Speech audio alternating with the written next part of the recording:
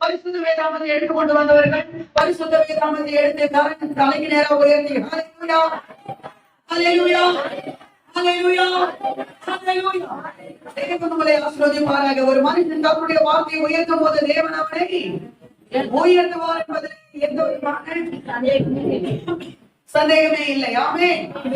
தொடர்ந்து modern search, முன்மாதிரியான சபை என்ற தலைப்பிலே நாம் படித்துக் கொண்டிருக்கிறோம்.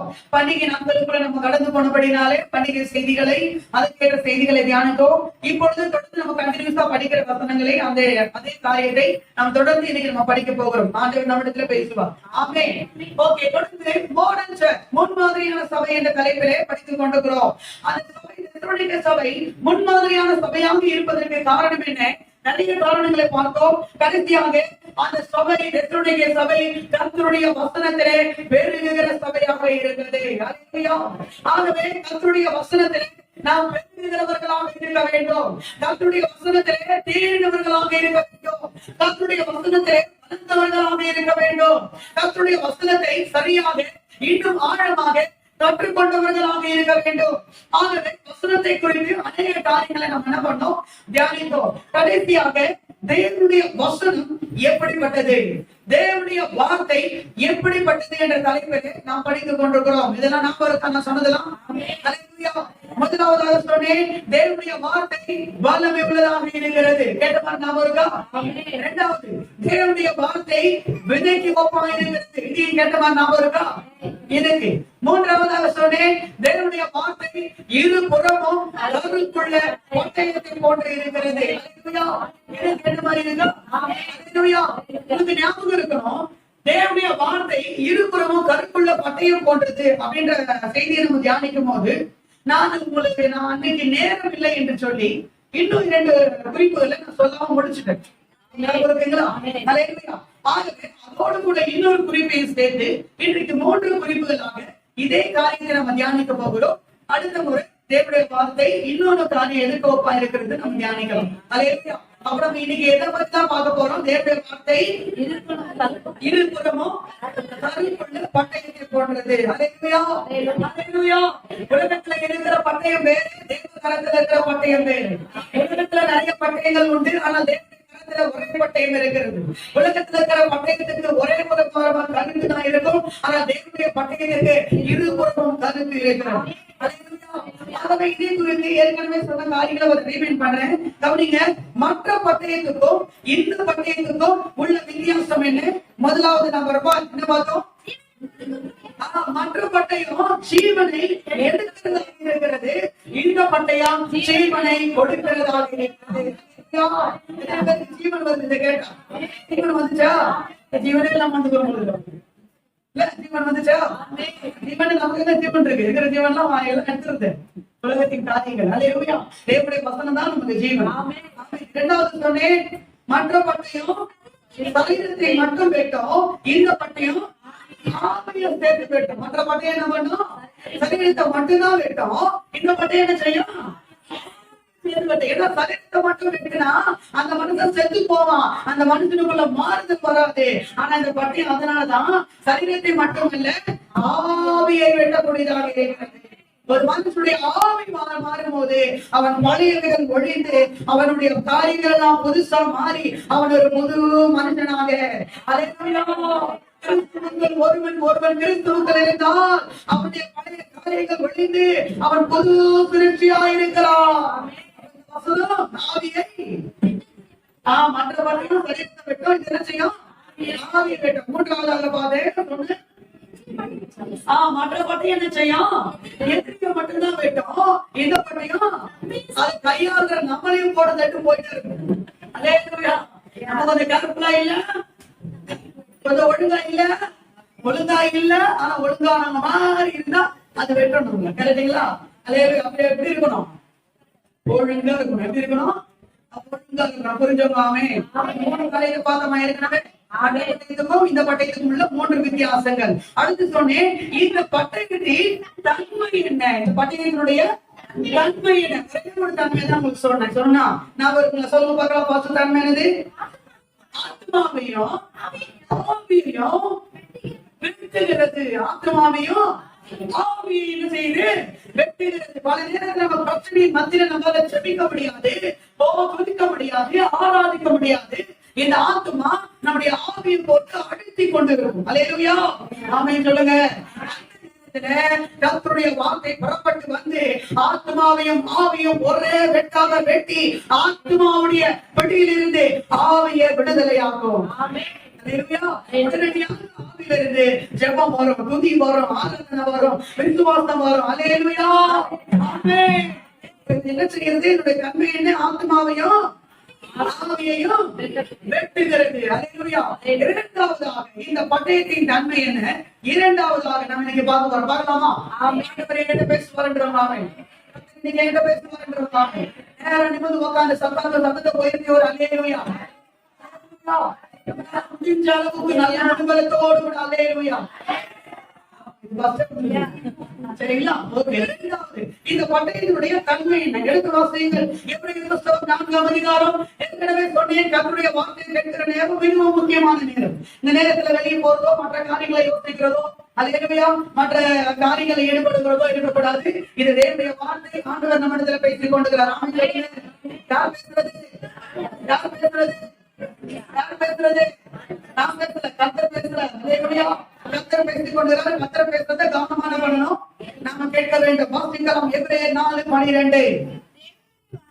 தேவனுடைய வார்த்தையானது ஜீவனும் வல்லமை உள்ளதாயும் இருபுறமும் கருக்குள்ள எந்த பட்டயத்திலும் கருத்தானதாயும் ஆத்மாவையும் ஆவியையும் கருக்களையும் பிடிக்கத்தக்கதாக குத்துகிறதாயும் இருதயத்தின் நினைவுகளையும் யோசனைகளையும் வகையாருக்கிறதாயும் இருக்கிறது. இந்த பட்டயத்தினுடைய தன்மை என்ன? முதலாவது சொன்னேன், இந்த பட்டயத்தின் தன்மை இது ஆத்மாவையும் ஆவியையும் வெட்டுகிறது. அல்லேலூயா. பிரச்சனையின் மத்தியில இந்த ஆத்மா ஆவியை ஆஃப் பண்ணிடும். ஆமென். அல்லேலூயா.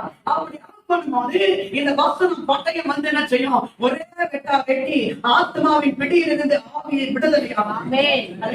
இரண்டாவது இந்த பட்டயம் என்ன செய்யுது? இதனுடைய தன்மை என்ன? யோசனைகளையும் நினைவுகளையும் வகையறுக்கிறது.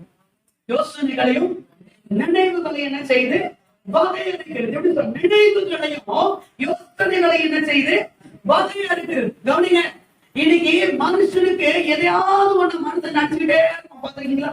அவன் நினைக்கிறது பெட்டர் வந்து பாத்தீங்கன்னா நல்லதை நினைக்கிறத விட கெட்டதை நினைப்பான். அவங்க நல்லா 1000 நன்மை செஞ்சிருப்பாங்க, அதை செய்ய மாட்டான். என்னை பார்த்து அந்த வார்த்தை சொல்லிட்டாங்க பத்தியா, என்னை பார்த்து அப்படி சொல்லிட்டாங்க பத்தியா, என்னை பத்தி அப்படி சொல்லிட்டாங்க பத்தியா, என்னை பார்த்து முந்தி திரும்பின்னு போயிட்டாங்க பத்தியா, என்னை பத்தி இல்லாத பண்ணாலும் சொல்லிட்டாங்க பத்தியா. இதெல்லாம் என்னது? நினைவுகள். இதெல்லாம் என்னது? நல்லா கவனிக்கணும். இதெல்லாம் என்னது? நினைவுகள். கரெக்டுங்களா? என்னை பத்தி அப்படி சொல்லிட்டாங்கல்ல, சரி நான் அவங்களை அப்படி நினைக்கிறேன் இல்ல, ரொம்ப நல்லவங்க என்ன பண்ணு நினைச்சு நம்பிதான் அவங்க கிட்ட என்ன பண்ணு என் ஹார்ட்டெல்லாம் ஓபன் பண்ணு. யார் அவங்ககிட்ட ஓபன் பண்ண சொன்னா? அங்க ஒருத்தர் எப்போ ஓபன் பண்ண ரெடியா காத்துட்டு அவங்கிட்ட போயிட்டு என்ன பண்ணு? ஓபன் பண்ணு. அவரு எல்லாத்தையும் எடுத்துக்கிட்டு நீதியும் சமாதானத்தையும் சந்தோஷத்தையும் உனக்கு கொடுத்து உன்னை ஆசீர்வதித்து அனுபவித்து கேட்கிறாங்க.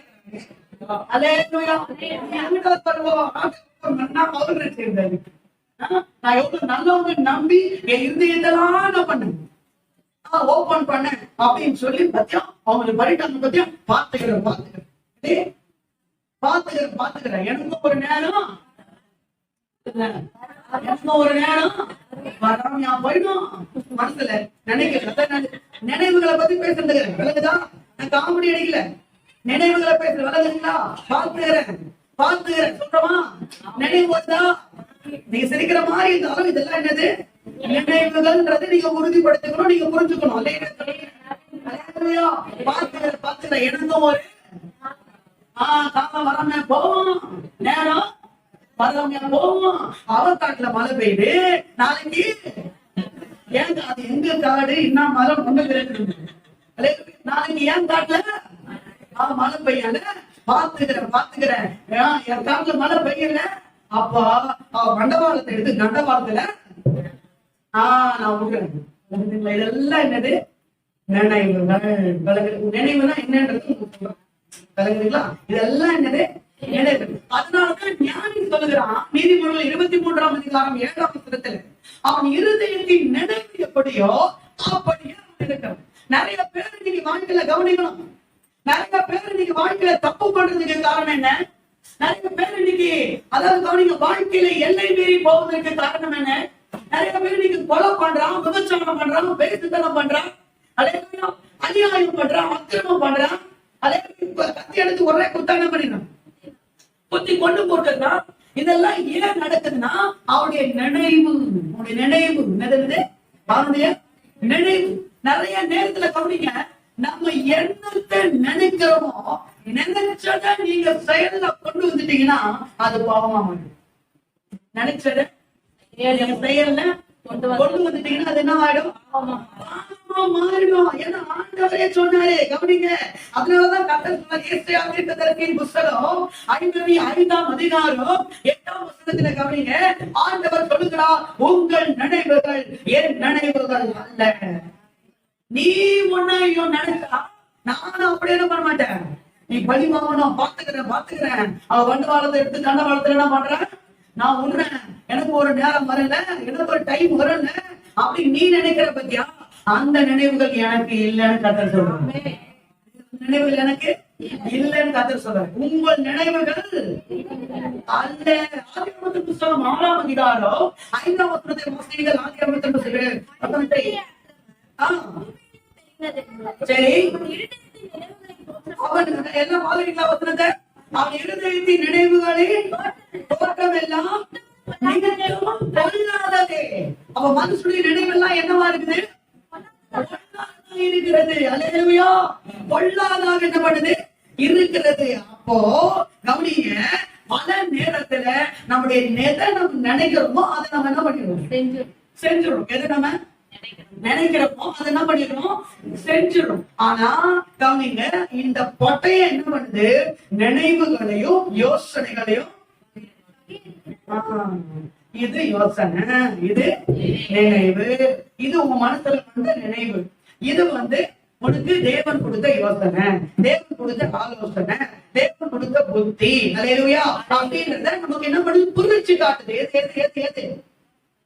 சொல்றீங்களே, எது பிரிச்சு காட்டுது? வசனம் தான். எது பிரிச்சு காட்டுது? வசனம் பிரிச்சு காட்டுது. அல்லேலூயா சொல்லுங்க. அல்லேலூயா. தீர்க்கதரிசன புத்தகம் 29ஆம் அதிகாரம் 11ஆம் வசனத்துல, நீங்கள் எதிர்பார்த்திருக்கும் முடிவை உங்களுக்கு நான் அளிக்கும்படி உங்கள் மேல் நான் வைத்திருக்கிற என் நினைவுகள் தீர்வுக்கு ஏதுவானவைகள் அல்ல, சமாதானத்துக்கு ஏதுவானவைகள். பல நேரத்துல நம்முடைய நினைவு நமக்கு கரெக்டா நினைப்போம். நம்முடைய நினைவுகளை விட தேவனுடைய நினைவுகள் தான் உயர்ந்தது. அதான் சொல்ல, உங்கள் நினைவுகளை விட என் நினைவுகளும், உங்கள் வழிகளை விட என் வழிகள் எப்படி இருக்குது? உயர்ந்து இருக்கிறது. அல்லேலூயா. அப்போ இந்த நினைவுகளையோ யோசனைகளையும் வகையா இருக்கிறது. ஆமே. இப்ப நமக்கு இந்த நினைவுகள்லாம் என்ன சொல்றேன் நானு? நினைவுகள்லாம் என்ன புரியுது உங்களுக்கு? நம்ம மனசுல ஒண்ணு என்ன பண்றோம்? நினைக்கிறோம்ல, அதான் என்னது? சொல்லிட்டாங்க பத்தியா, அப்படி பண்ணிட்டாங்க பத்தியா, அப்படி பேசிட்டாங்க பத்தியா, பாத்துக்கிறேன் அப்படின்னு சொல்லி உங்களுக்கு ஏற்பட்ட அந்த தோல்வியை, உங்களுக்கு ஏற்பட்ட அந்த அவமானத்தை, உங்களுக்கு ஏற்பட்ட அந்த கசப்பை, உங்களுக்கு ஏற்பட்ட அந்த மன வருத்தத்தை நீங்க நினைக்கிறீங்க பாத்தீங்களா? அதான் என்னது? இந்த யோசனை என்பது வேற. இந்த யோசனை என்பது நமக்கு ஒரு விஷயத்த சொல்ல வந்துட்டேன், கவனிங்க. இந்த நினைவுகளும் யோசனைகளும் ஒரே மாதிரி தோணும். இருக்கும். ஆனா அது ஒண்ணு இல்லை. ஏன் அது ஒன்னா தோன்றதுன்னா, இரண்டுமே இருதயத்துல இருந்தா வருது.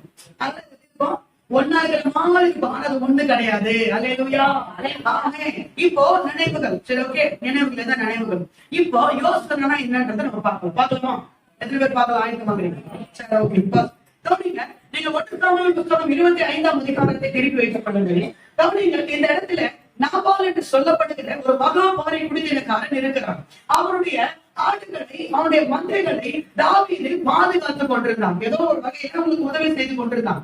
ஆனால் தாவீது இப்பொழுது அவனுக்கு ஆதாரம் தேவைப்பட்டபடினால 10 வாலிபர்களை அழைத்து நாபால் கிட்ட அனுப்புறான், சாப்பாடு கொடுது. உடனே இந்த நாபால் என்ன செஞ்சிருக்கணும்? சாப்பாடு கொடுத்து வச்சிருக்கணும். ஆனா சாப்பாடு கொடுக்காம ஈசாயின் மகன் யார்? தாவீது எனக்கு யார் அந்த தாவீது? ஓ சவுல் தாவீதின் தலைக்கு என்ன பண்ணிருக்கிறாரு? விளை வைத்திருக்கிறார். இந்த நாட்களில எஜமானங்களை விட்டு ஓடி போகிற வேலைக்காரர்கள் அநேகராக இருக்கிறார்கள் என்று சொல்லி அவனுக்கு சாப்பாடு கொடுக்க மறுத்து விட்டான். உடனே தாவீதுக்கு ஒரு நினைவு வருது. என்ன நினைவு வருது தெரியுமா?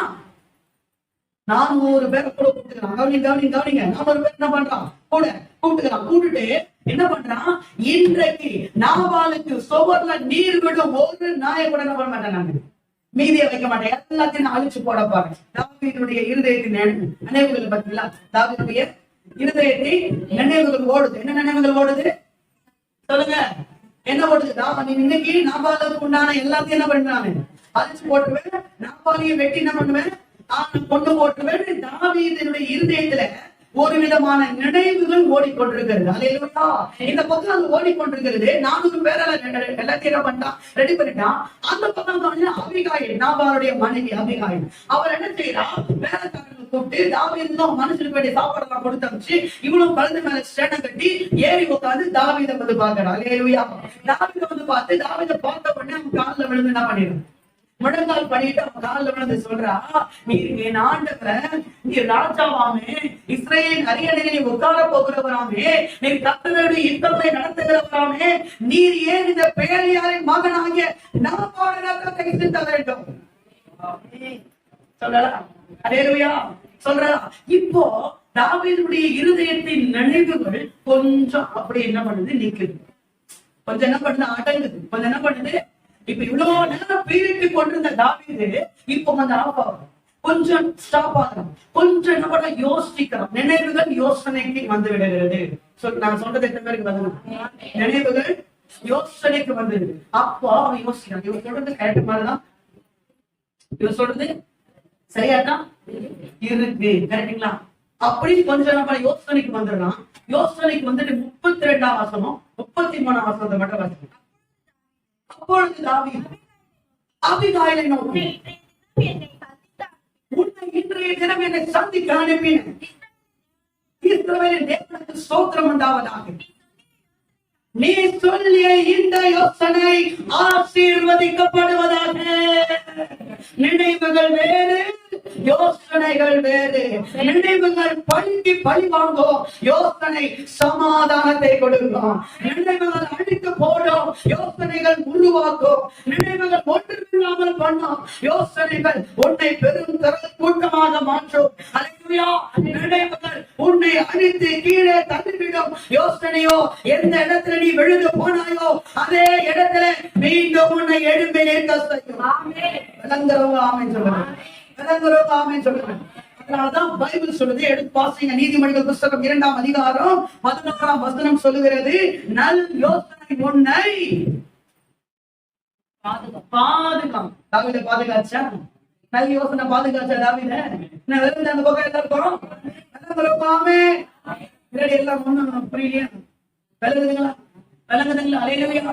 அப்ப சொல்லுங்க, நினைவுகளையும் யோசனைகளையும் வகையில் இருக்கு. விளங்குதுங்களா? நினைவுன்றது சதன்யா நம்ம கொண்டு வந்துடும்.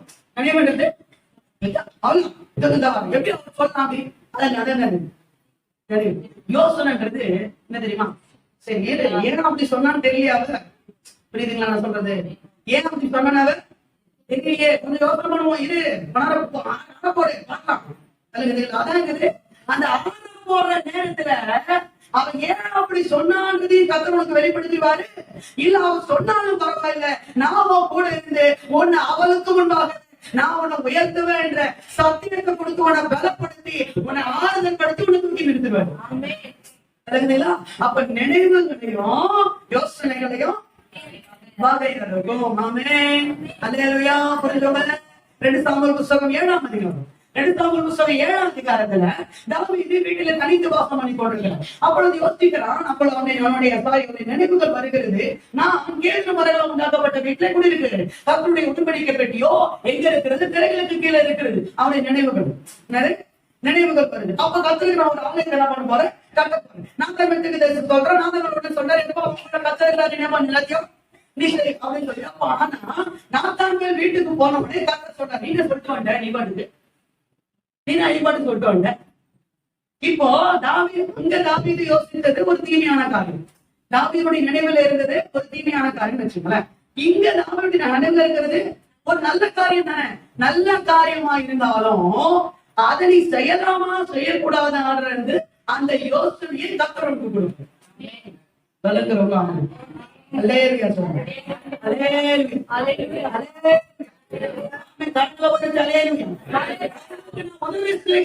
காரியம் தான், அவங்க ஹெல்ப் பண்றது நல்ல காரியம் தான். ஆனா நான் அவங்களுக்கு உதவி செய்ய போய் அதனால வேற ஏதாவது பிரச்சனை வந்துடுமோ அப்படின்னு ஒரு யோசனை வருது. இப்போ நான் கத்த திருப்பி அனுப்பி சொல்றாரு, எப்பா நீ ரத்தத்தை என்ன பண்ணிட்ட? சிந்திட்ட. உன் கையை ரத்தம் படிச்ச கையை. அதனால நீ கட்ட வேண்டாம். நீ என்ன பண்ண வேண்டாம்? கட்ட வேண்டாம். உன்னுடைய கர்ப்பமான ஒரு குமாரனை நான் எழுப்புவேன். அவனுக்கு நான் பிதாவா இருப்பேன். அவன் எனக்கு குமாரனா இருப்பான். அவன் எனக்கு ஒரு ஆலயத்தை. யோசனை வந்துருச்சா? தாவீதுக்கு ஒரு நினைவு இருந்துச்சு. என்ன நினைவு? கர்த்தருக்கு ஒரு ஆலயத்தை கட்டணும்னு சொல்லிட்டு. ஆனா யோசனை என்னது?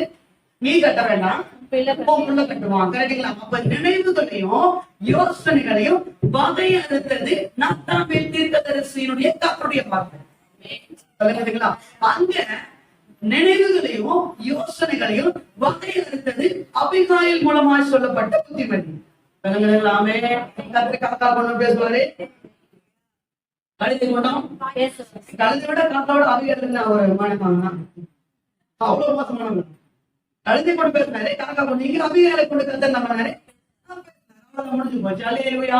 1 ராஜாக்கள் புத்தகம் 12ஆம் அதிகாரம் 1 முதல் 9 வசனம் வரைக்கும் பார்க்கும்போது இந்த ரெக்கபெயாம் ஆட்சிக்கு வரான். அவன் என்ன செய்யறான் தெரியுமா? அவன் அந்த ஜனங்க கிட்ட எல்லாம் போயிட்டு ஜனங்களாம் கேட்கறான், உங்க அப்பா எங்க மேல ரொம்ப அதிகமான வரியை சுமத்திட்டாரு, நீ எனக்கு வரியை கொஞ்சம் குறைப்பியா அப்படின்னு. நான் போயிட்டு 2 நாள் கழிச்சு வாங்க, நான் சொல்றேன். வாணிபத்துல கேட்கறான், அவங்க வேற மாதிரி சொல்றாங்க. முதலிடத்துல கேட்கறான், அவங்க வேற மாதிரி என்ன பண்றாங்க சொல்றாங்க. அவனுடைய நினைவு ஒரு மாதிரி போயிட்டு இருக்கு. அவனுடைய நினைவு என்ன பண்ணுது?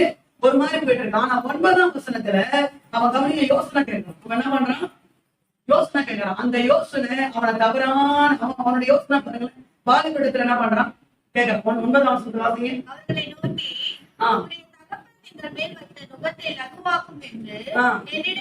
இந்த ஜனங்களுக்கு மறுமொழி கொடுக்க நீங்க என்ன யோசனை சொல்லுகிறீர்கள் என்று கேட்டான். அப்பொழுது அவனோடு வந்த வாலிபர் நோக்கி, உங்களுடைய தகப்பன் எங்கள் நுகத்தை பாரமாக்கினார், நீர் அதை லகுவாக்கும் என்று சொன்ன இந்த ஜனத்திற்கு நீ சொல்ல வேண்டியது என்னவென்றால், என் சுட்டு தகப்பனை இடுப்பை பார்க்கலாம். யோசனை எங்க யார் நோக்கி போகுது? வாலிபர்களிடத்துல கேட்கிறான். கூட வளர்ந்த வாலிபரிடத்துல கேட்கிறான். கவனிக்கணும். நம்முடைய நினைவுகள்ல ஒண்ணு ஓடினாலும் ஒரு யோசனை என்று இன்னொரு இடத்துல இருந்து நமக்கு வந்தாலும் அந்த யோசனை தேவனால் சொல்லப்பட்டது தானா அப்படின்றத நம்ம என்ன பண்ணோம்? சிந்திக்கணும், பகுத்து ஆராயணும். ஆமென் சொல்லுங்க. இந்த பகுத்து ஆராய்ந்து அது சரியான யோசனை தான் அப்படின்றத வகையறுத்து உனக்கு காட்டுறதுதான் கர்த்தருடைய பணி. ஆமென். அதே யாத்திராகமத்தின் புத்தகம் 18ஆம் அதிகாரத்துல எத்ரோ மோசேயின் மாமன் வருகிறார். மோசே என்ன நினைச்சுட்டா, இந்த இஸ்ரவேல் ஜனங்களை நான் தான் என்ன பண்ணணும்? நான் விசாரிக்கணும். ஆனா எத்ரோ சொல்றாரு, எப்பா நான் ஒரு யோசனை சொல்றேன், நீ மட்டும் என்ன பண்ண உட்காந்து இருக்காங்க. நீ 1000 பேருக்கு ஒரு தலைவன், 500 பேருக்கு ஒரு தலைவன், 100 பேருக்கு ஒரு தலைவன், 50 பேருக்கு ஒரு தலைவன், 10 பேருக்கு ஒரு தலைவன் என்ன பண்ணு? செலக்ட் பண்ணு. அல்லேலூயா. இந்த யோசனை அப்ப கவனிங்க. மோசேயோட நினைவு நான் தான் என்ன பண்ணணும்? எல்லாத்தையும் நான் விசாரிக்கணும். ஆனா எத்ரோட யோசனை என்னவா இருந்துச்சு? அல்லேலூயா. ஆமென். தேவ யோசனையை போல இருந்தது. அவர் யோசனையிலே பெரியவரும் செயல்களிலே வல்லவருமாக இருக்கிறார். ஆமென் சொல்லுங்க. அல்லேலூயா. கரங்களை வைத்து அல்லேலூயா. ஆனா மோசே பாருங்க, சரியா பக்கத்துல நிதானித்து முடிவெடுத்து கரெக்டுங்களா? அப்போ இந்த நினைவு யோசனை நம்முடைய வாழ்க்கையில அடிக்கடி என்ன பண்ணும், வந்து போயிட்டே இருக்கும். அல்லேலூயா. நீ நினைக்கிற எல்லாத்தையும் உடனே செய்ய என்ன பண்ணாதீங்க, தீவிரிக்காதீங்க. உடனே செய்ய என்ன பண்ணாதீங்க, உடனே அதை செயல்முறைப்படுத்துவதற்கு என்ன பண்ணாதீங்க, தீவிரிக்காதீங்க. அதுல தேவ யோசனை என்னன்றது கொஞ்சம் என்ன பண்ணுங்க, கொஞ்சம் நிதானமா இருந்து பகுத்து என்ன பண்ணுங்க, ஆராய்ச்சி. ஆனா அப்பா இந்த பட்டையில நமக்கு என்ன செய்யுதுன்னா, நினைவுகளையும் யோசனைகளையும் வகையறுத்து காட்டுகிறது. ஆமென் சொல்லுங்க. நீதிமொழிகள் புஸ்தகம் 24ஆம் அதிகாரம் 6ஆம் வசனத்தை வாசிக்கலாம். நீதிமொழிகள் 24:6. நல் யோசனை செய்து யுத்தம் பண்ணு. ஜெயம் கிடைக்கும். நல் யோசனை செய்து யுத்தம் பண்ணு. அவ சாமுவேல் புஸ்தகம் 30ஆம் அதிகாரத்துல அமலேக்கியரிடத்திலிருந்து தாவீதுக்கு பெரிய ஒரு தோல்வி வந்துருச்சு. அல்லேலூயா. தாவீது மனுஷங்களை எல்லாரும் பிடிச்சிட்டு போயிட்டானா, ஆனா தாவீது பலரில்லாமல் போக மட்டும் சத்தமிட்டு அழுகிறான் 1 சாமுவேல் 30ஆம் அதிகாரத்துல. ஆனா கவனிங்க, 7ஆம் வசனம் 8ஆம் வசனத்தை நீங்க பாருங்க. தாவீது அபியத்தார பார்த்து சொல்றான், அந்த தேவனுடைய ஏபோத்தை எடுத்துக்கொண்டு வா, இதை எடுத்துப்பா. அப்ப தாவீதுடைய நினைவுகள் என்னமா இருக்கிறது என்றா, விலகிடும், அழுகை, வேதனை, துயரம், துன்பம், ஓன்னு அழுகுறான், சத்தமோடு அழுகுறான், முடியல.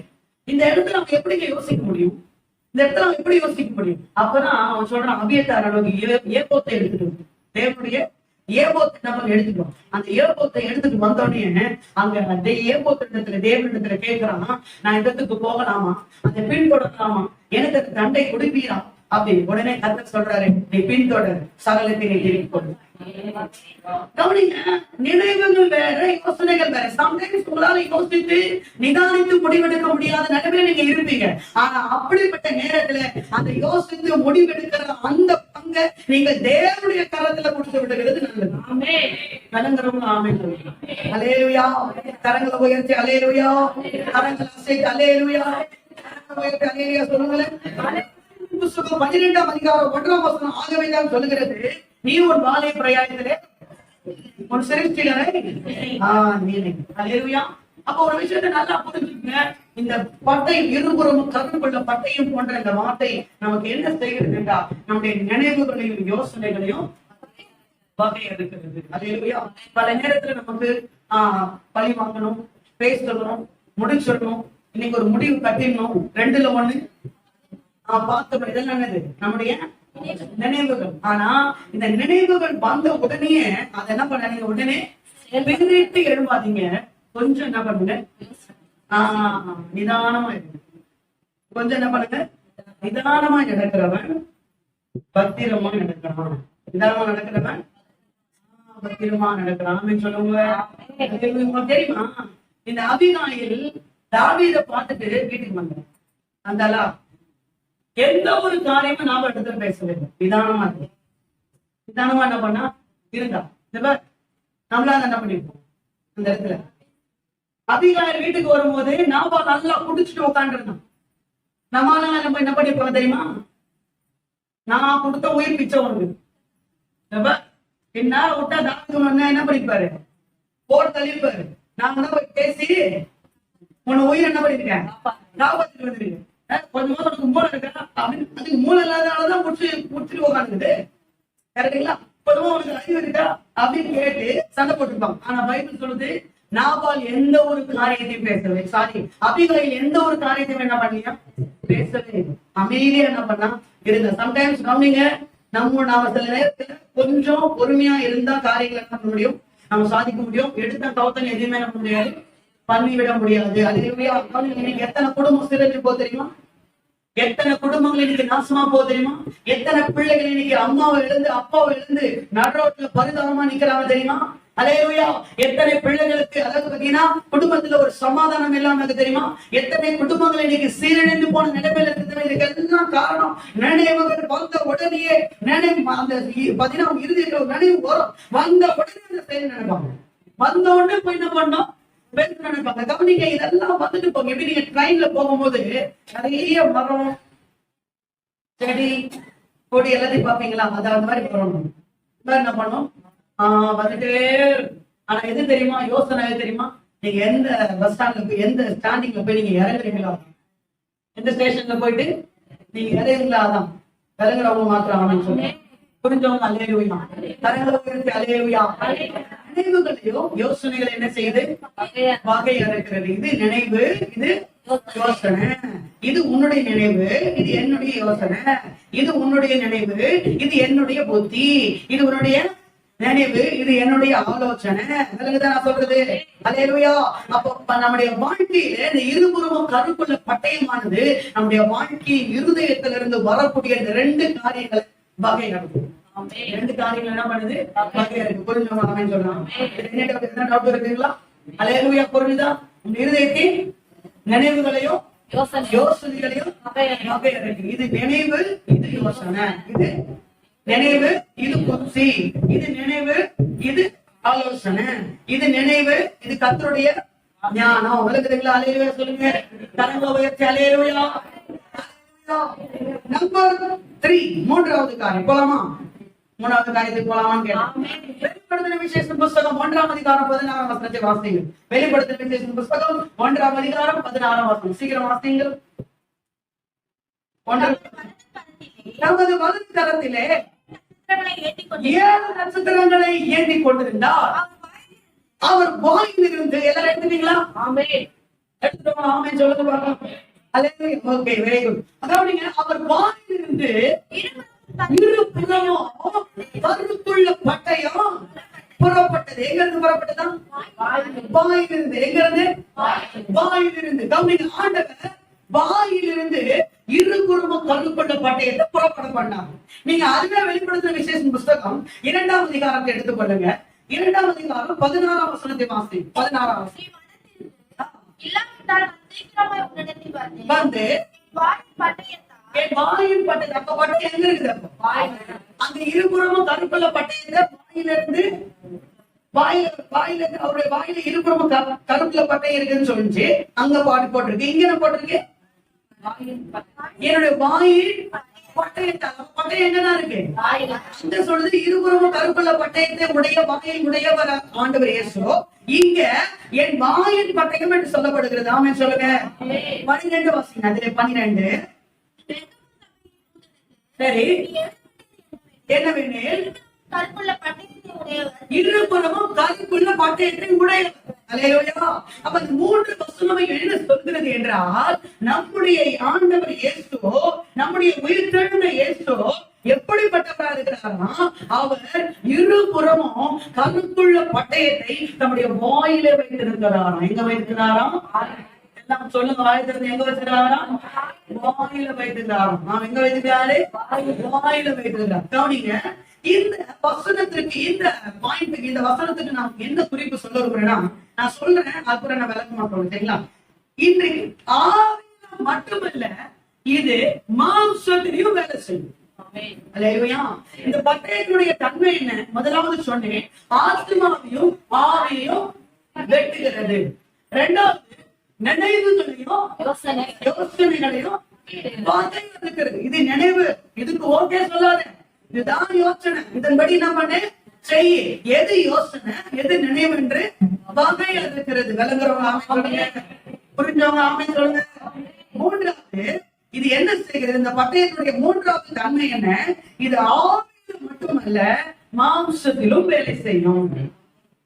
இது ஆவியில மட்டுமல்ல, மாம்சத்திலும் வேலை செய்கிறது. எப்படி மாம்சத்துல வேலை செய்யுது? நம்ம அதான் பார்க்கணும். பார்க்கலாமா? அந்த இடத்துல பேசி வரா.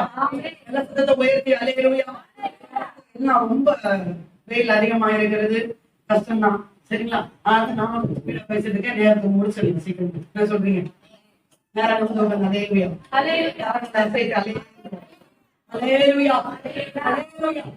ஓகே, கவனிங்கள்.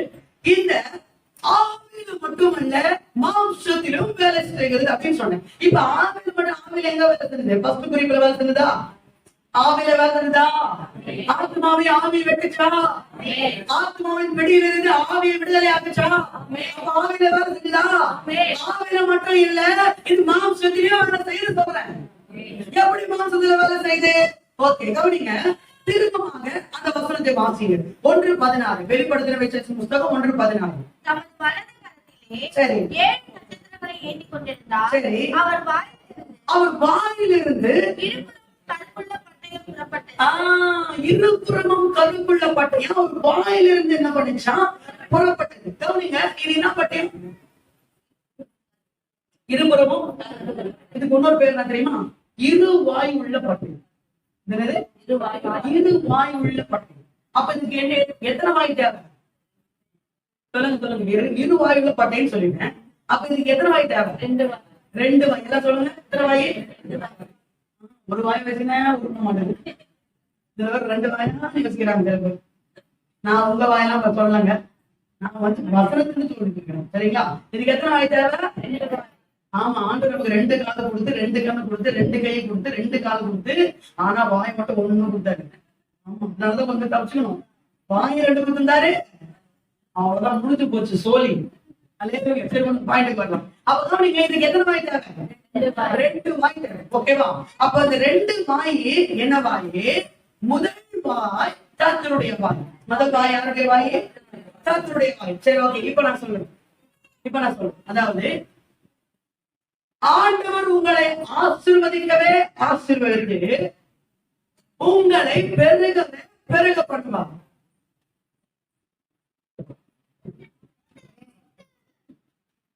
இப்ப ஏன் அமைதியா இருக்கீங்க எல்லாரும்?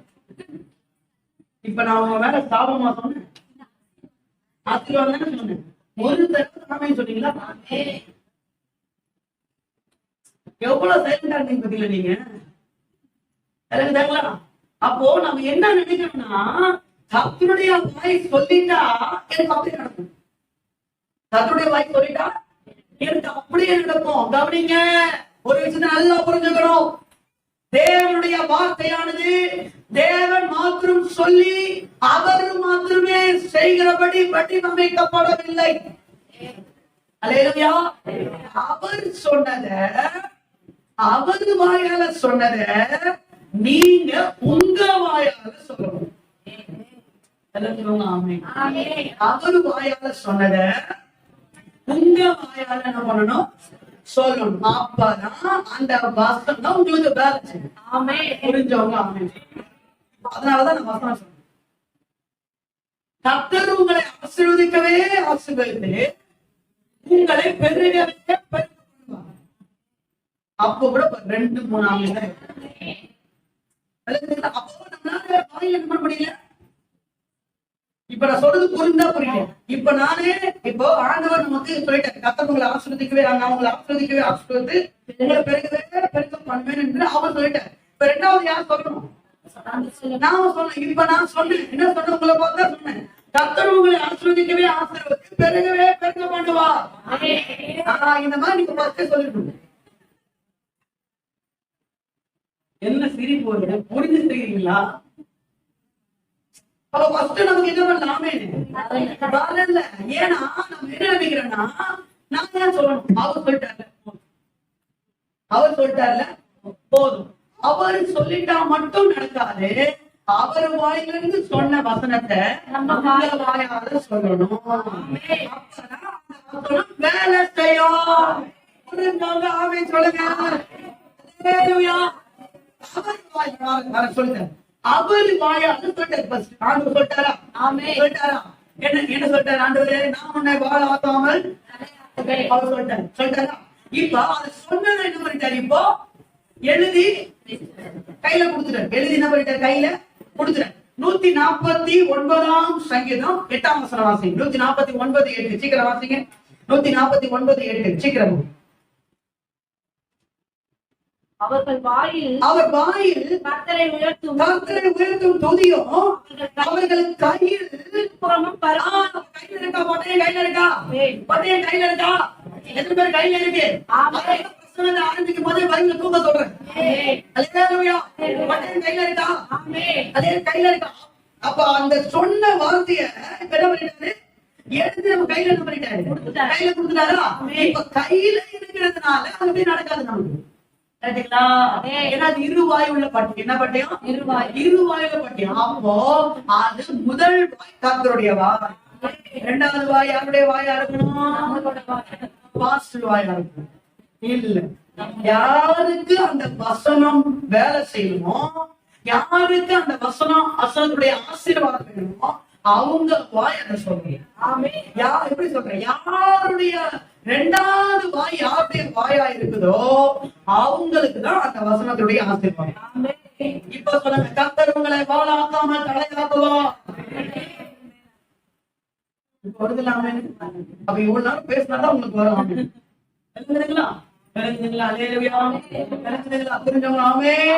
அப்போ முதல் வாய் யாருடைய வாயி? இரண்டாவது வாயி நம்முடைய. கர்த்தர் சொன்னதை நாம என்ன பண்ணோம்?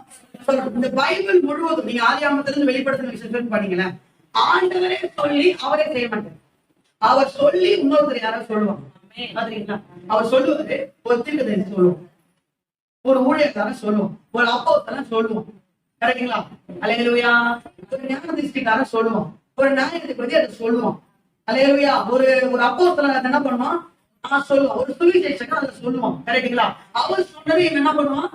சொல்லுவான். அவர் முதல் வாயாக சொல்லுவாரு, இரண்டாவது வாயாக தேவ பிள்ளைகள் சொல்லுவாங்க. அப்பதான் என்ன பண்ணுவோம்? நடக்கும். மாமன் சொல்லுங்க. உங்களுக்கு விளக்கமா சில காரியங்களை புரிய வைக்கணும். ஏசாயாவுக்கு 49 அதிகாரம் 2ஆம் வசனத்தை வாசிங்க. நம்முடைய வாயிலிருந்து வசனம் வரணும். அது ஏசாயா 49:2 சொல்றான் பாருங்க. தீர்க்கதரிசி சொல்ற வாசிங்க. 49:2 வாசிங்க. அவர் என் வாயை, அவர் என் வாயை. அவன் சொல்லுங்க. எத்தனை பேர் வாய் இருக்கு? எத்தனை பேர் வாய் இருக்கு? வாயெல்லாம் சபையில இருக்க மாட்டேங்குது, வெளியதான் வாய் இருக்கு. வாய் இருக்கு, எனக்கு வாய் இருக்குன்றோம். வாய் இருக்கா? இருக்கு. அவர் என் வாயை கூர்மையான பட்டயமாக்கி தமது கரத்தின் நிழலினால் என்னை மறைத்து என்னை துலக்கமான அம்பாக்கி என்னை தமது அம்பரா துணியிலே முடி வைத்தார். அப்ப நம்ம வாயில என்னவா மாத்திராராம்? நாங்க இப்பதானங்க வாசிச்சேன். பட்டயம் மாத்திர. அவர் வாயில இருந்த அந்த பட்டயத்தை நம்ம வாயில வைக்கிற கையை தட்டி நான்கு சமையல்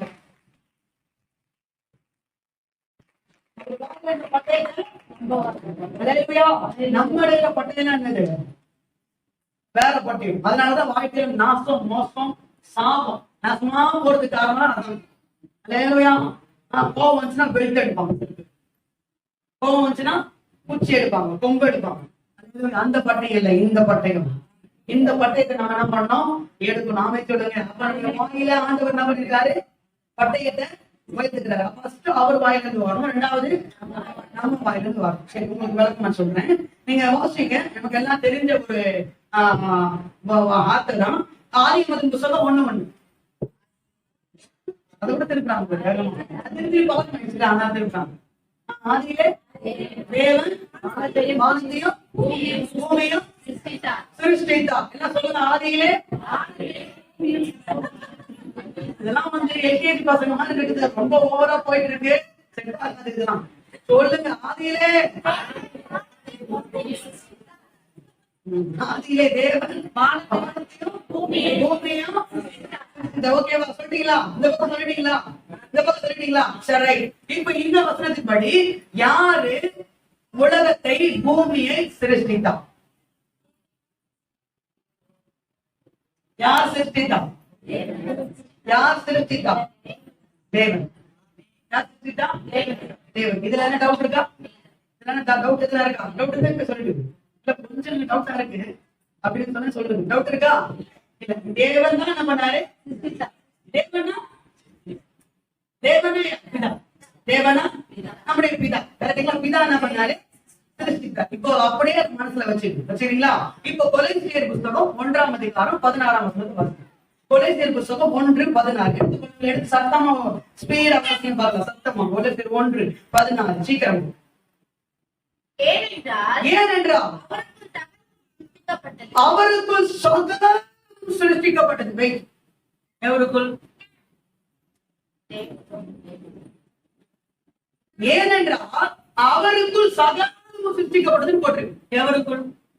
இப்ப பைபிள் ஏற்கனவே நான் சொல்லி கொடுத்துறேன். பைபிள்ல இப்படி எல்லாம் போடும்போது நம்ம ஒரு கொஸ்டின் கேட்டு தான் படிக்கணும்னு சொல்லிட்டு. எவருக்குள்? நீங்க மேல இருக்க வசனம் எல்லாம் படிச்சு பாத்தீங்கன்னா 14ஆம் வசனம் பாருங்க. குமாரனாகிய அவருக்குள் இருக்கா? மேல எங்கேயும் படிச்சா சொல்லுங்க. மேல எங்கேயும் படிச்சா விட வந்துரும். மேல இங்கேயும் பிடிச்சா விட வந்து ஒரு சோம்பேறி பட்டம் பாத்தீங்களா? கண்ண முடியே யூதாஸ் 4 கொண்டு செத்தான். நீயும் அப்படியே போய் செய், செய்கிறது துரிதமா செய். இப்படி சோம்பேறிகள் எல்லாம் இப்படிதான் ஒரு வார்த்தை வழங்குதுங்களா? சரி, ஓகே, நம்ம பாயிண்ட் வந்துடும். படிமா 16. அவருக்குள், அப்படின்னா யாருக்குள்? கிறிஸ்துவுக்குள். யாருக்குள்ள? யாருக்குள்ள? பரலோகத்தில் உள்ளவைகளும் பூலோகத்தில் உள்ளவைகளுமாகிய சரி சரி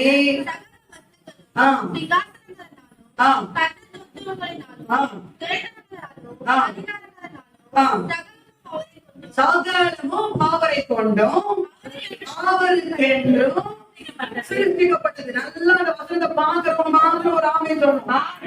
நல்லா கவனிக்கவங்க மாத்திரம் ஒரு ஆமேன் சொல்லணும். இங்க மைண்ட் எல்லாம் இங்க இருந்தவங்க மாத்திரம் ஒரு ஆமேன் சொல்லணும். இந்த வசனம் என்ன சொல்லுது தெரியுமா? அந்த வசனம் ஆரம்பிக்கும் போது அவருக்குள் சகலம் சிருஷ்டிக்கப்பட்டது என்று ஆரம்பித்தது. அவருக்குள் என்றால் இயேசுவுக்குள் சகலமும் சிருஷ்டிக்கப்பட்டதுன்னு ஆரம்பிக்குது. அந்த வசனம் முடியும் போது எப்படி முடியுது? சகலமும் இயேசுவை கொண்டும். நம்ம விளக்கம் படிக்கலாம். இயேசுவை கொண்டும் இயேசுவுக்கென்றும். இப்படி படிச்சா இதன மீனிங். இயேசுவுக்கென்றும் சிருஷ்டிக்கப்பட்டது. கரெக்டுங்களா? கரெக்டுங்களா? இப்ப சொல்லுங்க, நீங்க ஃபர்ஸ்ட் சொன்னீங்கல உலகத்தை யார் சிருஷ்டித்தார்? இப்ப சொல்லுங்க. ஃபர்ஸ்ட் சொன்னீங்கல தேவன் தான் சிருஷ்டித்தார்னு சொன்னீங்கல, இப்ப சொல்லுவீங்களா? சொல்லுங்க. யார்?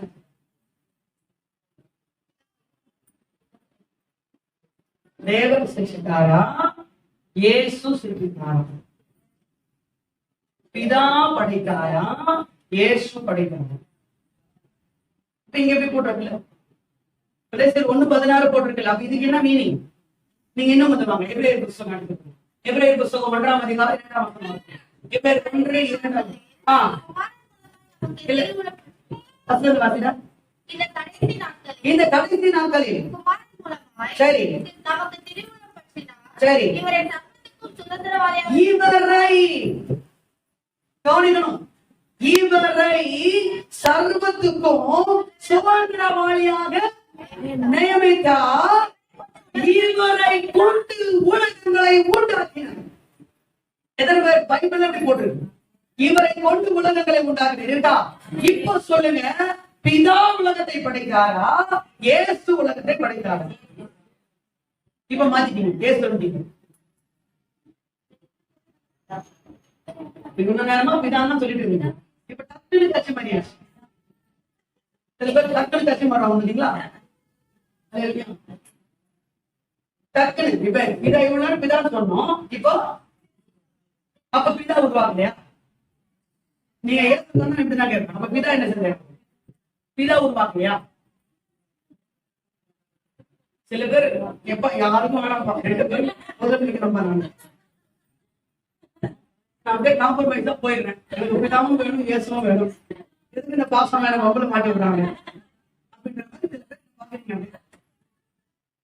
நான் உங்களை உங்களும் மாட்டி விட சத்தியத்தை புரிந்து கொள்ள வேண்டும். சத்தியத்தின் சாராம்சத்தை நாம் என்ன பண்ணணும்? புரிந்து கொள்ள வேண்டும். சத்தியத்துடைய சாரம் படிச்சு குடிக்கணும். சத்தியத்துடைய சாரதான் நான் சொல்லிட்டு இருக்கேன். கலங்குறவங்க மாத்திரம் இன்னும் உங்களை பழக்க விடுறேன். நீதிமொழிகள் புத்தகம் 8ஆம் அதிகாரத்தை எடுங்க. நீதிமொழிகள் புத்தகம் பழக்க விடுங்க. ஆனா உங்க பழப்பதெல்லாம் கிளியர் பண்ணிடுங்க. சரிங்களா? 8ஆம் அதிகாரம் 22 வசனத்துல 30ஆம் வசனம் வரைக்கும் சீக்கிரம் வேக. சரி, பூமி உண்டாக்கும் முன் ஆதி முதல் கொண்டு சரி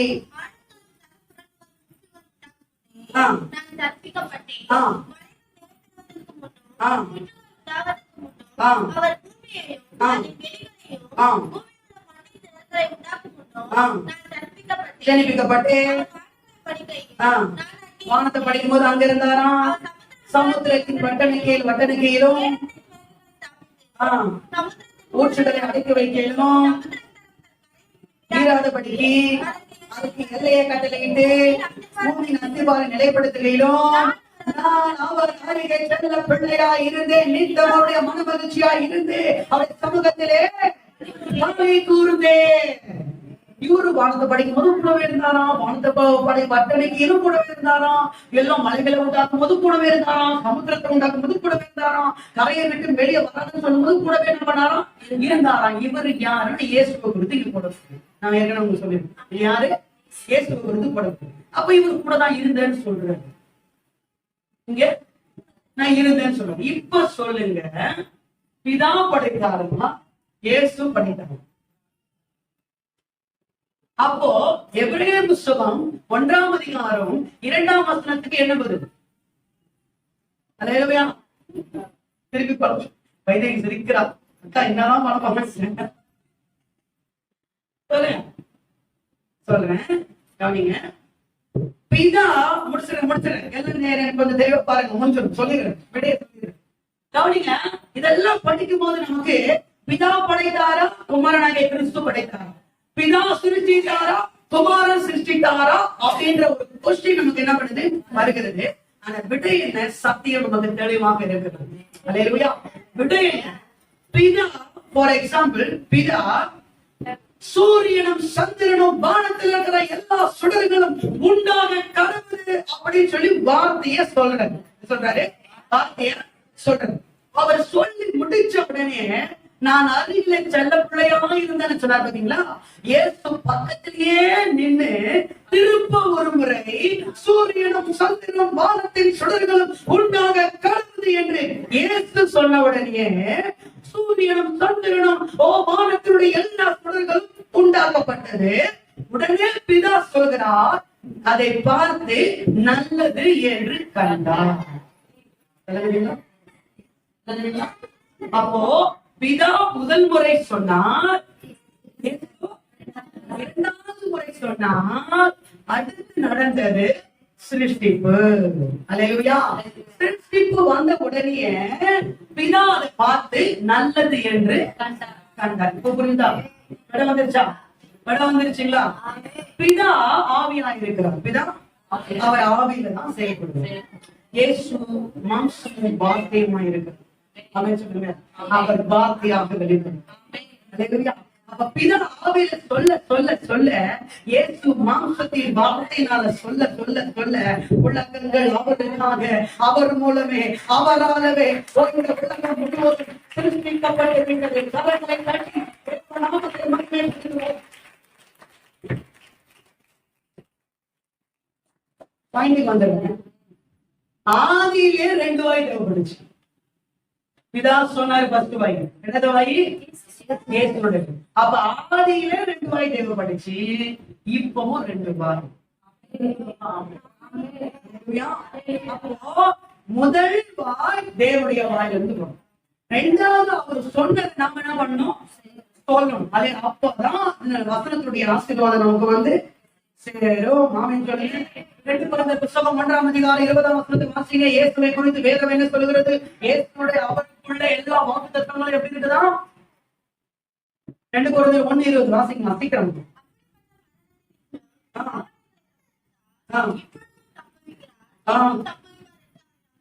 2 கொரிந்தியர் புத்தகம்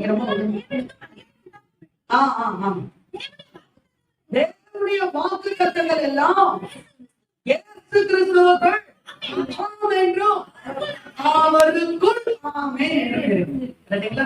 அப்ப வாக்குத்தத்தங்கள் பிதா சொல்ல சொல்ல இயேசு என்ன சொல்றாரு? ஆம் ஆமென், ஆம் ஆமென் சொல்றாரா? பிதாவுடைய வாயிலிருந்து வார்த்தை வருது. உடனே இயேசு ஆம் ஆமென் சொல்றாரு. கரெக்ட்டுங்களா? அங்கே 2 வாய் என்ன பண்ணுச்சு? இங்கே 2 வாய் வந்து. அதனாலதான் சொன்னேன், இது ஆவியில மட்டுமல்ல மாம்சத்தையும் வேலை செய்யும். புரிஞ்சவங்க அல்லேலூயா. இப்ப புரிஞ்சுட்டவங்க கரங்களை போயிட்டு அல்லேலூயா. கர்த்தர் நம்ம கிட்ட பேசிட்டு இருக்கிறாரா? எசேக்கியேல் புத்தகம் 37ஆம் அதிகாரத்தை திருப்பிக் கொள்ளுங்கள். எசேக்கியேல் புத்தகம் 37ஆம் அதிகாரம். எசேக்கியேல் தீர்க்கதரிசியை கர்த்தர் எழும்பும் மலைக்கு அழைத்துக் கொண்டு போகிறார். அந்த இடத்துல அழைத்துக் கொண்டு போகும்போது மனுபுத்திரனே, இந்த எலும்புகள் உயிரடையுமா என்று கேட்கிறார். உடனே அவன் சொல்லுகிறான், ஆண்டவரே எனக்கு தெரியாது, நீரே அதை அறிவீர் என்று சொல்லுகிறான். அல்லேலூயா. அப்பொழுது தேவன் 4ஆம் வசனத்துல சொல்லுகிறார். வாசிங்க 4ஆம் வசனத்தை. சரி,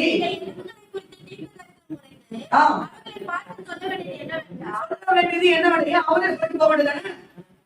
அவரே சொல்லி அவரை வேலை முடிச்சு போக வேண்டியதானே? நான் சொல்றது இப்ப இந்த எலும்பு பார்த்தாக்கா பெரிய ஒரு சேனையா இருக்கணும், அதான் தேவனுடைய நோக்கம். கரெக்டுங்களா?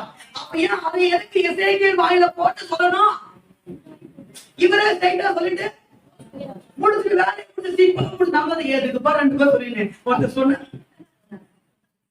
அவரை சொல்லி முடிச்சு போக வேண்டியதானே? இல்ல, அதான் தேவனுடைய வார்த்தை அவரே சொல்லி அவர் மாத்திரமே செய்யும்படி வடிவமைக்கப்படவில்லை, 2 வாய்கள் தேவை. ஆமென் சொல்லுங்க. அப்போ எசேக்கியேல் வாயில அவர் வார்த்தை என்ன பண்றாரு? போடுறாரு. அவர் சொன்ன அந்த வார்த்தையை எசேக்கியேல் வாயால என்ன பண்றான்? சொல்றான். அவர் சொல்றாரு, எசேக்கியேல் சொல்றான். அவர் சொல்றாரு, தீர்க்கதரிசி சொல்றான். ஆண்டவர் சொல்றாரு, தீர்க்கதரிசி சொல்றான். அல்லேலூயா. சொல்ல சொல்ல சொல்ல சொல்ல 2 வாய் சொல்ல சொல்ல சொல்ல அங்க எலும்புகள் எல்லாம் பெரிய சேனையாக எழும்பி நின்று கொண்டிருக்கிறது. நம்முடைய வாழ்க்கையில வளர்ந்து போயிருக்கிற காரியங்களை கர்த்தர் இன்னைக்கு உயிரடைய செய்ய வேண்டும் என்றோ கர்த்தர் உங்களுக்கு கொடுத்த வாக்குத்தத்த வசனங்களை அவர் சொன்னது மட்டுமல்ல, நீங்களும் சொல்லுங்கள், நீங்களும் சொல்லுங்கள், நீங்களும் சொல்லுங்கள். அது உங்களுக்கு ஆசீர்வாதமாக மாறும். ஆமென். ஆவில விடுதலை ஃபர்ஸ்ட் படிச்சேன். ஆவில விடுதலை நிறைய பேர் நீங்க சொல்றாங்க பாத்தீங்களா? டைம் இல்லை. நிறைய பேர் சர்ச்சுக்கு வந்தா எப்படி இருக்குது?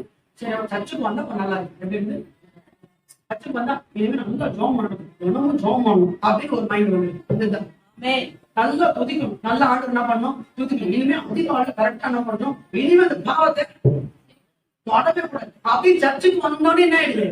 அந்த ரிலீஃப் ஆகி ஆத்மா ரிலீஃப் ஆயிடுது. ஆத்மா வெளியே போய் ஆவி என்ன பண்ணுது? ரிலீஃப் கொடுத்துருது. விளையாடுங்களா? அதான் ஃபர்ஸ்ட் பாயிண்ட். அதான் என்னது? First point. இது கவனிங்க. ஆவில விடுதலை செய்ய அந்த பட்டி அது கொஞ்ச நேரம். அது எப்படி? கொஞ்ச நேரம் தான். ஏன் எப்படி சொல்ல தெரியுமா? எத்தனை பேர் ஃபீல் பண்ணிருக்கீங்க? எத்தனை பேர் சொல்லுங்க சபைக்கு வந்தா நல்லதான் இருக்கு, நல்ல தீர்மானம் தான் எடுக்கிறேன், வீட்டுக்கு போனா திருப்பி அதே அதான் சொன்னாங்களா? அது கொஞ்ச நேரம். அது என்னது? அந்த ஆத்மாவின் பிடியிலிருந்து ஆவியை விடுதலை ஆகிச்சு பாத்தீங்களா? அது அந்த எமர்ஜென்சி வார்டு மாதிரி சொன்ன வேலை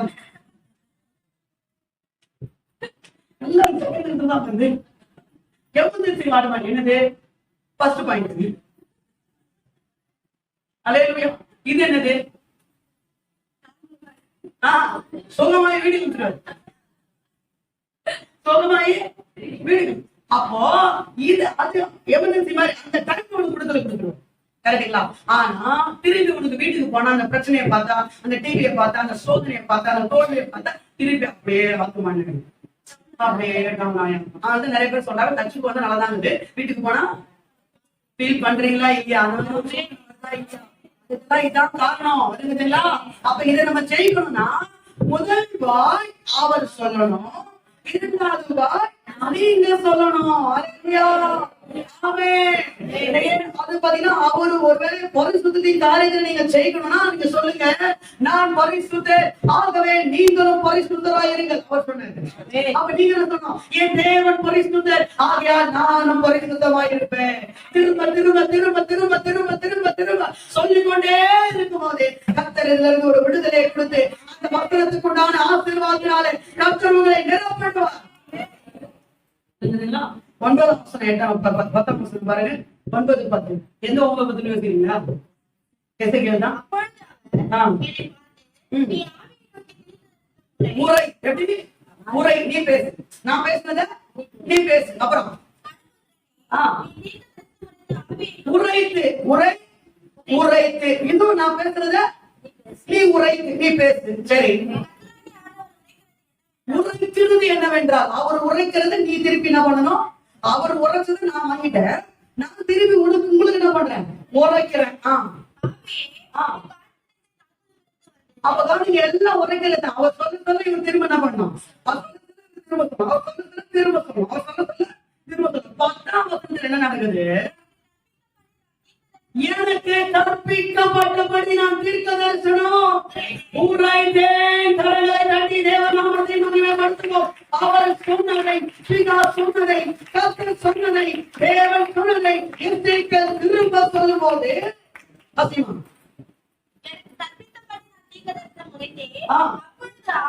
அப்பொழுது ஆவி பிரவேசிக்க அவர்கள் உயிரடைந்து பெரிய சேனையாக எழும்பி நின்றார்கள். கரங்களை கட்டி தேவ நாமத்தை மகிமைப்படுத்துவோம். பல ஆண்டுகளாக எலும்பு புல்லத்தார்களாக இருந்தவர்கள், எலும்புகளாக இருந்தவன். பெரிய ஒரு ஸ்ரேணியானவன். எப்ப நடந்துச்சு? ஃபர்ஸ்ட் அவர் சொன்னாரு, ஆவியில் மட்டும் இல்ல, மாம்சத்திலையும் வேலை. மாம்சத்துல வேலை செய்ய எப்படி செய்யணும்? முதல்ல அவர் வாயில சொல்லுங்க, நம்ம வாயில ரெண்டாவது வாய் நம்ம வாயில என்ன பண்ணணும்? சொல்லிக்கிட்டே ஒரு முறை சொன்னா போதுமா? நடக்கிற வரைக்கும் சொல்லிக்கிட்டு என்ன பண்ணும்? நடக்கும். அல்லேலூயா, அல்லேலூயா. நாலாவது பாயிண்ட் சொல்லி முடிச்சிரு, டைம் ஆகும். வாசிக்கலாமா? எபிரேயர் 4:12 வாசிக்க அடுத்தான். கர்த்தருடைய வார்த்தை, தேவனுடைய வார்த்தை ஜீவனும் வல்லமை உள்ளதாயும், சரி,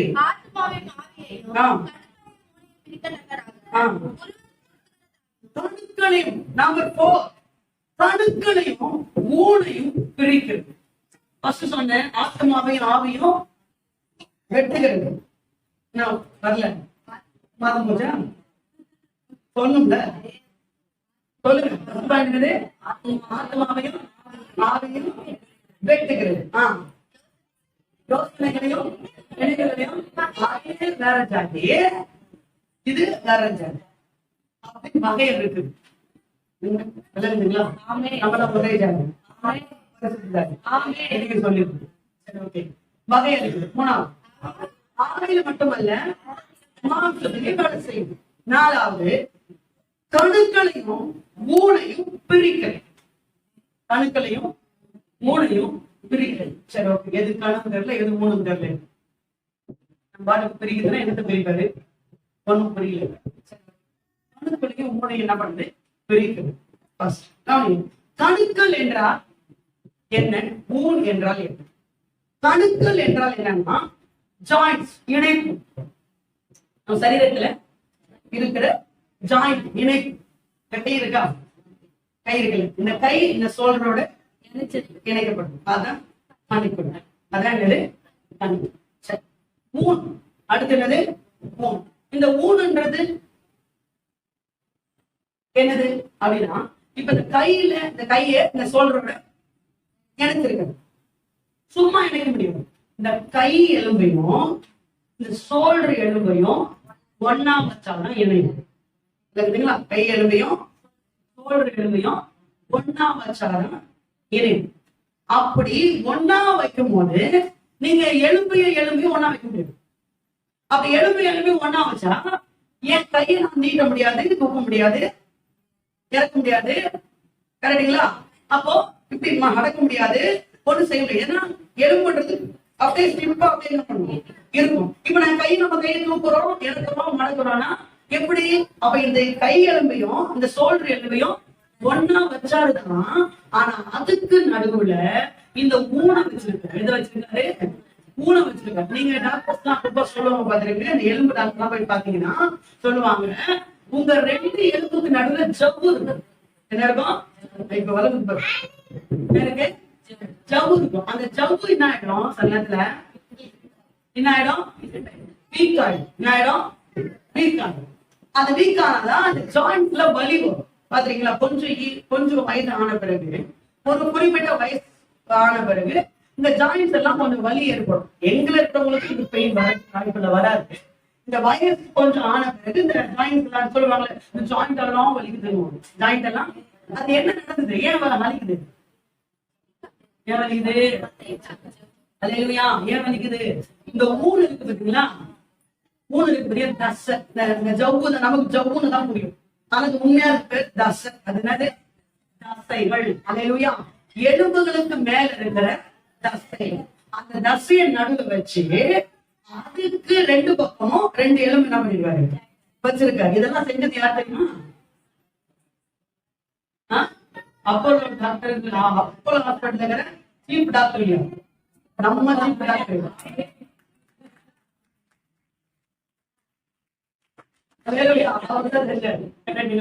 இப்ப புரியுதுங்களா? கணுக்கள்னா என்னது? இந்த ஜாயிண்ட் இணைப்பு. ஜாயிண்ட். ஊன்னா என்னது? எலும்புகளுக்கு நடுவில் இருக்கிற தசைகளின் பலம். கரெக்டுங்களா? அல்லேலூயா. இதைத்தான் ஆண்டவர் பிரிக்கிறாரு. இதை போய் பிரிக்கிறீங்க அப்படின்னா அதுக்கு விளக்கம் சொல்றாரு ஆண்டவர் நமக்கு பைபிள்ல. அது நமக்கு இதுக்கு விளக்கம் ஆதியாகமம் தான் போகணும். ஆதியாகமம் புத்தகம் 1ஆம் அதிகாரம் 22, 23 சீக்கிரம் வாசிங்க. 21, 22 சீக்கிரம் வாசிங்க. 2ஆம் அதிகாரம்டா, 2ஆம் அதிகாரம் 21, 22.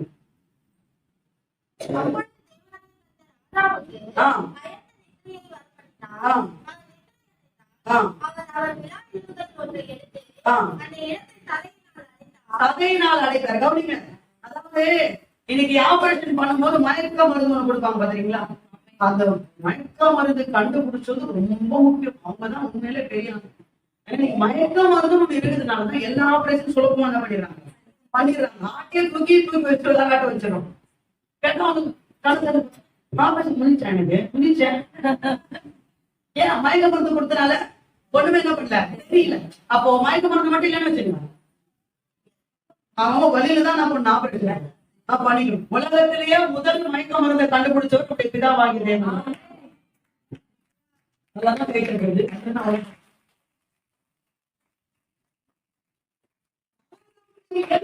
எடுத்திருக்கிறாருன்னா அவர் எவ்வளவு பெரிய மயக்க மருந்து கொடுத்துருப்பாரு.